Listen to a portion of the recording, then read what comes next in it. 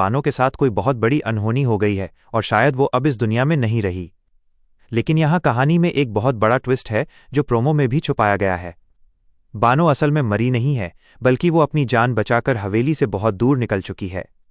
सुराब लाला ने जिस तरह अपनी जागीरदारी के लिए शेरदिल लाला को रास्ते से हटाया, उसका पूरा सच बानो के सामने आ चुका है। बानो अच्छी तरह जानती थी कि अगर वो हवेली में रुकी तो सुराब लाला उसे जिंदा नहीं छोड़ेगा।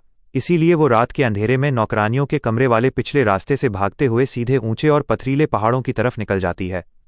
भागते समय कंटीली झाड़ियों से टकराकर उसका दुपट्टा वहीं छूट जाता है और चोट लगने की वजह से उस पर खून के निशान आ जाते हैं, जिसे देखकर पूरी हवेली गुमराह हो जाती है।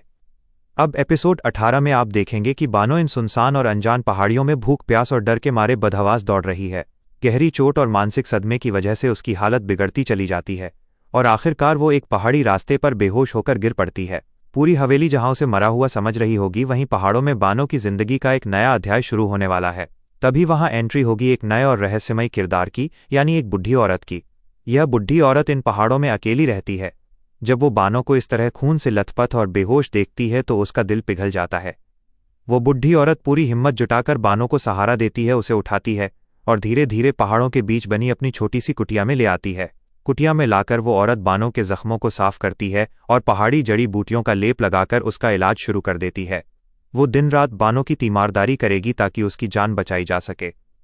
आहिस्ता आहिस्ता बानो को होश तो आएगा, लेकिन वो सुराब लाला के खौफ से इतनी डरी हुई होगी कि अपनी पहचान छुपा कर रखेगी।